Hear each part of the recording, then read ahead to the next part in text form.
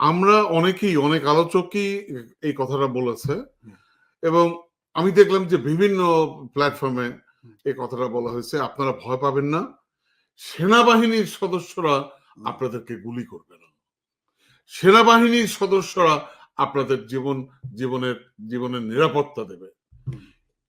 এই বাস্টার্ড সেনাবাহিনী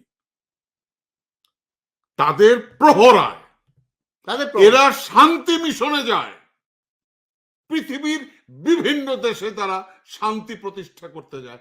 এই কুত্তার বাচ্চা সেনাবাহিনী কি করে তাদের প্রহরায় আমার সন্তানের কে গুলি করে?